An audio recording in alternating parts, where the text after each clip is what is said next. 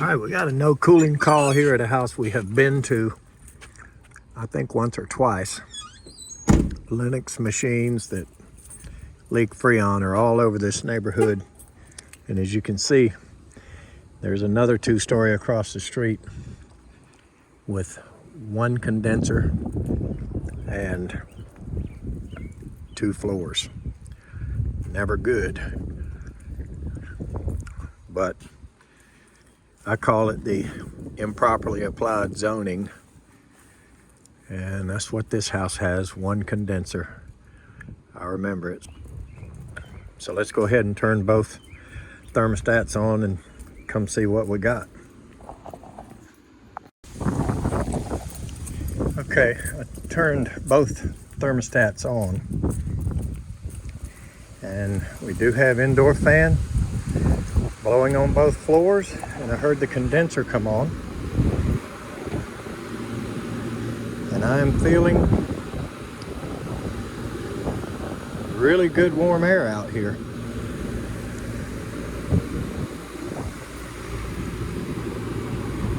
I mean, it is really pulling heat. Doing well. Let's get some gauges on it. Looks like we got a storm coming.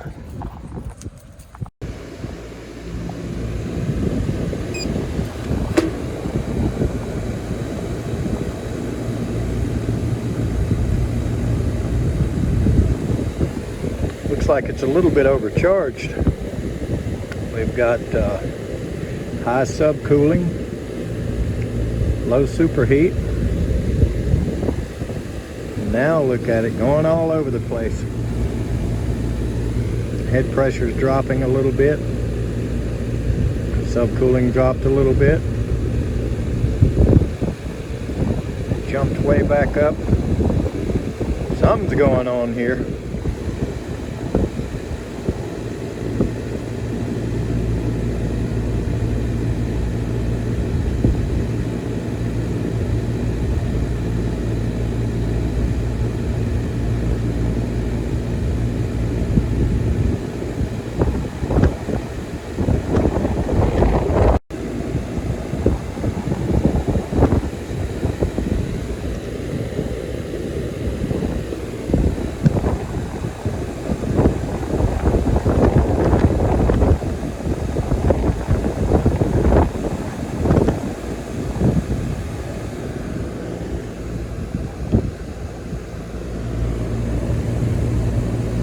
All right, that took some time there, but we did get both floors to come down to set point, which was 70 degrees. Now, it's not real hot today. But let's see what these things are doing. Pretty much the same. Now, what we have here inside is no bypass. Not that I like bypasses, but you know, when you're doing something wrong, there is a little bit better way to do it. And a bypass at least relieves the blower. Now, it doesn't do anything else, but it relieves the blower. There's no bypass, and there's really minimal duct sizing. There's a 14 and a 12, and they're both flex, and they're pretty snaky and spaghetti bowl routing. That's on the returns. So 4 tons going through a 14 and a 12. That would be great if it were hard pipe that were routed correctly, but it being a spaghetti bowl job, we know the static's high, we know the flow is definitely not what we need it to be. So what I'm going to do in here now is I'm going to go in here and turn one thermostat up to satisfy it and see what happens to everything when it runs on half the ductwork. Let's do that.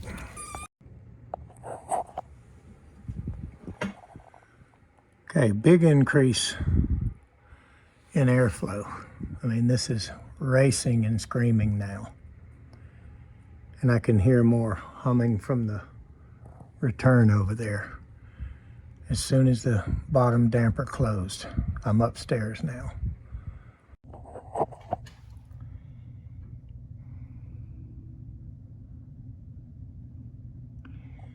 cool on is staying on.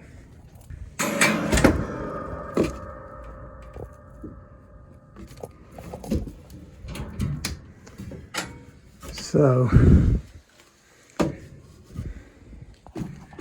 other thing I'm gonna do is, while I'm up here, is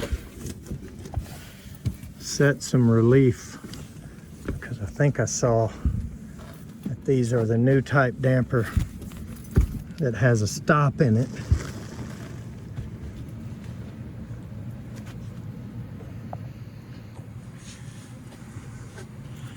So let's figure out which one is upstairs and which one is downstairs.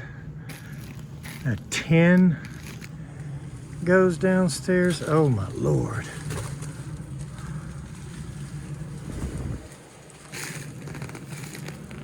And what is this? Okay, there's 3. So I feel a little better now. So that's 110 going downstairs. Here's another 10 going downstairs. 14 return and 12 return. And here is the 3rd trunk, which is actually the only trunk line here, and it's a 10.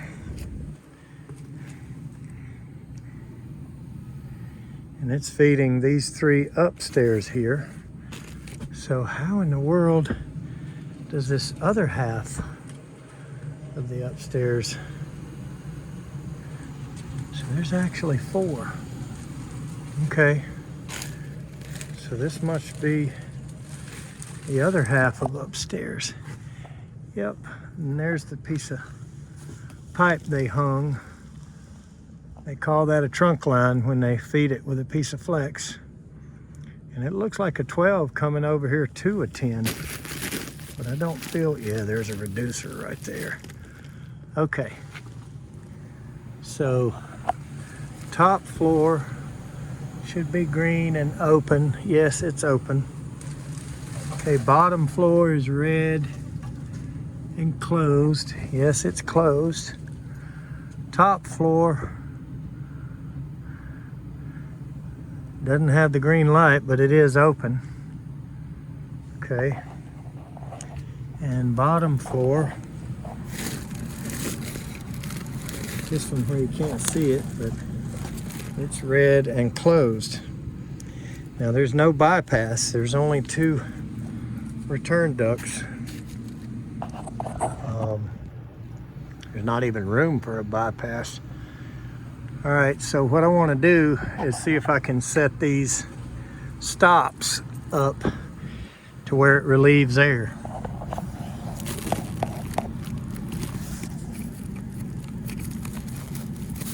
At least I thought these had them.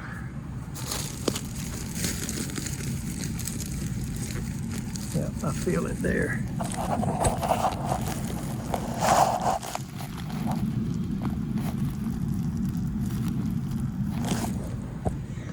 I'm gonna have to turn the bottom thermostat back on before I can get them to move, because they're actually closed and I don't want to force them and break them. So as you can see, we need to go turn the bottom floor thermostat back on. This will open. All right, let's look for the discharge air temperature sensor. And let's see if it has one, because something turned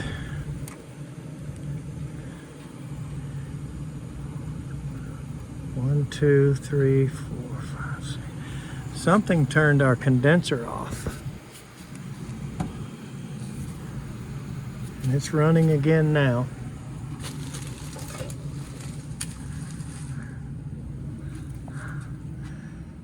don't see one.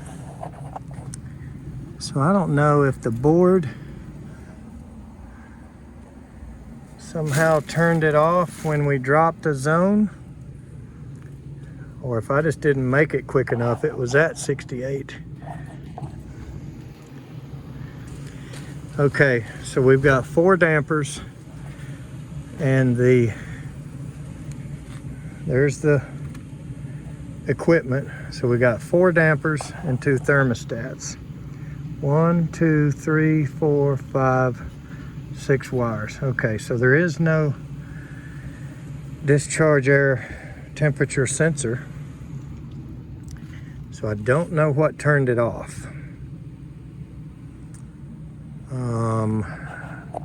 Somehow when we drop the zone, if this thing kicks back into delay or what, I don't know what turned it off. But what I have to do now to get some relieving air going on here is I got to go turn the bottom thermostat back on, and then I can push the stops up on those 2 downstairs dampers and stop them from closing all the way, to try to help this poor 4-ton unit trying to fit through half the duct. So first let's go look at our gauges again now that it's running and see how it reacts running on a 12 reduced to a 10 trunk line and then a 10 trunk line. So it's essentially running on 2 10s. Let's go look at the gauges. Okay, I don't know if it's been running long enough to show us a big difference or not, but it is now running on 50% of the ductwork, which is really all it did was lowered our suction pressure, and the suction line temperature is dropping pretty good.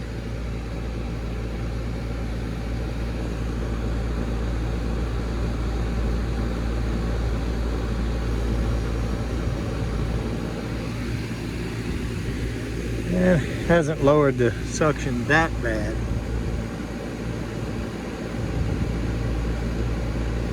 But it's just now back on. And it's not very hot outside right now.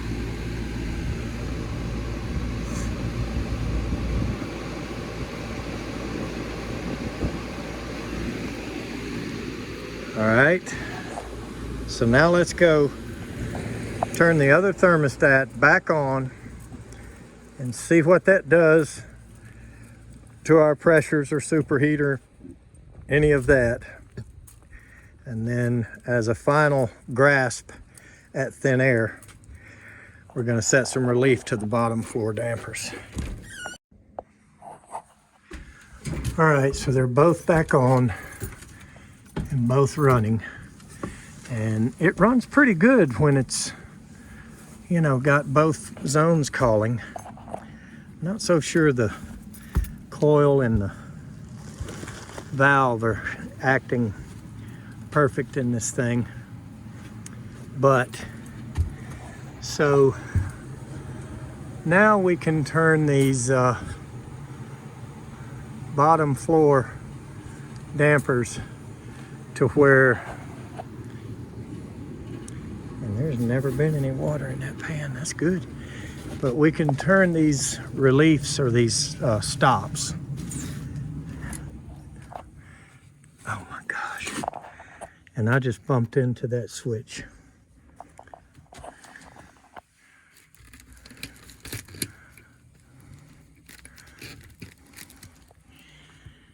And turned it off. And I'm going to crank those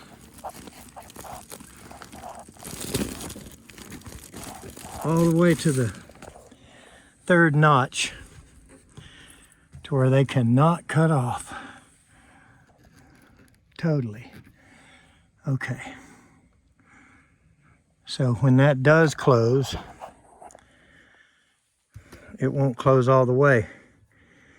That's twice I bumped into that and sent us into a 5-minute delay. Now, let's make sure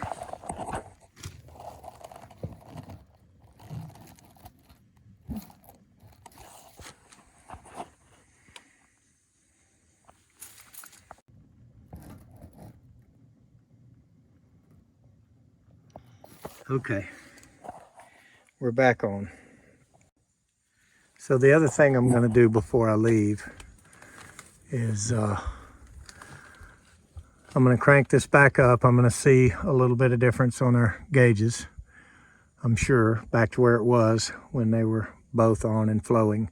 And then I'm going to turn the bottom floor zone off, or satisfy it, so to speak. And when these close, they'll only go down to that third position, which, I don't know, maybe that's 70% or something closed.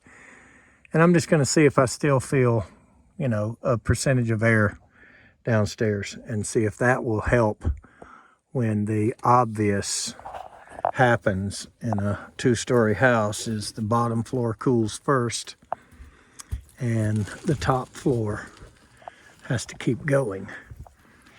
And that's what's so detrimental. Now, I can tell you what Joe would do. Joe is, without a doubt, a superior tech. And if you don't watch his channel, you should. He doesn't put a lot of content out, but he does have some videos. And if you encourage him, he may start making more. But that channel is Joe Shearer, Shearer. That's his name, Joe Shearer. He's kind of a independent HVAC guys. I think there's a couple of them now. So anyway, what he would do here is he would add a bypass. I'm quite sure of that. He would probably agree with me on setting those bottom floor dampers to relieve at all times. He probably would not agree with the 4 tons that they put on this ductwork, but he would add a bypass, and he would say that he could make this work. Now, using that term loosely, the term work, maybe so. But I thought about getting me one of those bracelets. I've seen those bracelets that they say WWJD. The design of the bracelet is so that you are reminded, what would Jesus do? He would be kind and forgiving, etc., instead of angry and, you know, vindictive, or angry and vengeful, which is what we all need to try to avoid. So that bracelet would say WWJD.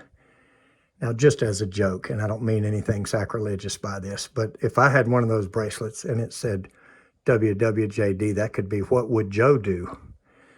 And Joe, being a superior tech, I think he would agree that if I would have that bracelet as a reminder, I could probably improve my technical capabilities. Oh, Joe. So we're back in delay now, I'm quite sure. Yep. Cool on is flashing. So let's take a look at it when it's back running, and then we'll satisfy the bottom one and see what the result of our relieving air. There it clicked. And here it is coming back on. So let's go outside and look. Okay, both zones are on and running and blasting air out.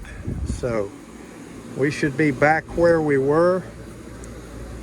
And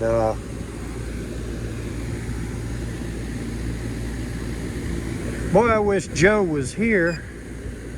He could school us all on this.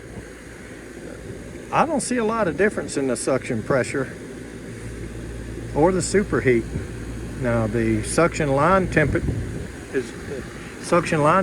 is a little higher than, you know, it was going down when we had one, you know, and it's actually going up now, or hovering right around 40, but it had started to head down.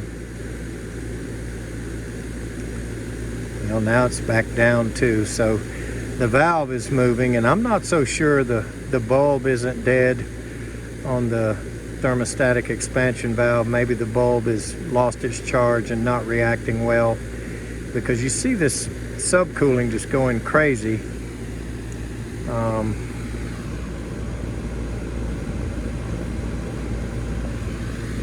So let's go check our air relieving. All right, I took a phone call there, but just gonna look one last time before I unhook this thing.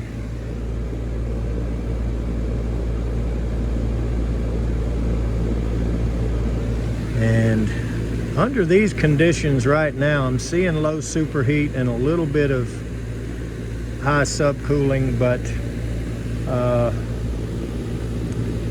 you know, it seems to run okay. So I'm gonna unhook this thing, and the final thing I'm gonna check, just to make sure that I've done everything I can as far as making something improper work the best that it can.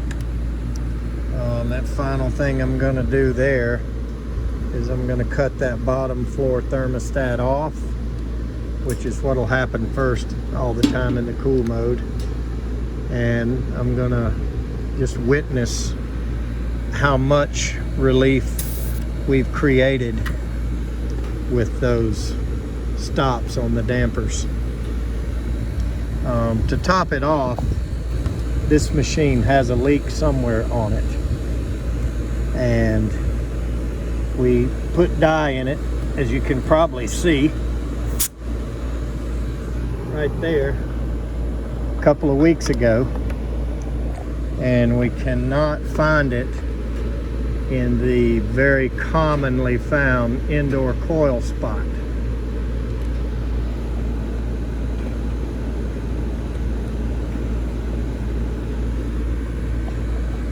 So that was a bummer.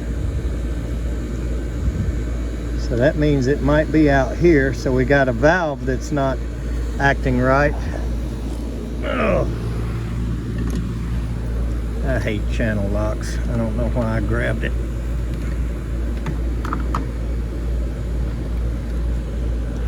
My little small adjustable just had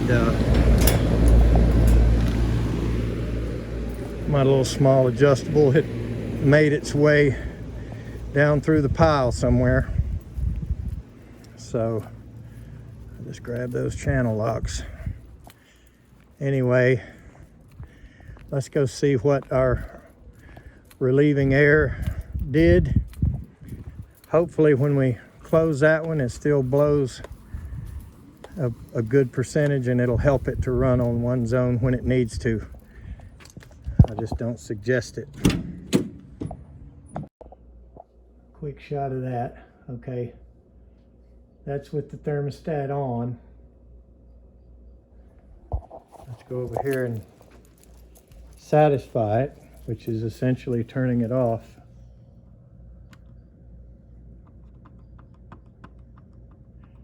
$70 in here. We're having to go all the way to, we'll go to 72.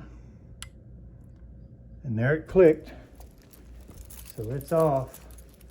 And let's watch this ribbon and see how much it slows. And I'm hoping it just slows and doesn't, yep, see, it's slowing way down.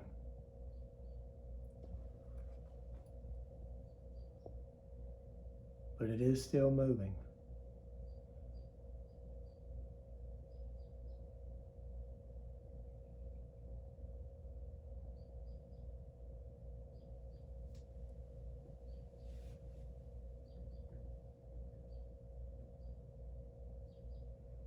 Yep. Yeah, we've still got, you know, a wild guess might be 25, 30%. We've still got some air, so it is relieving some. Okay. Let's try that.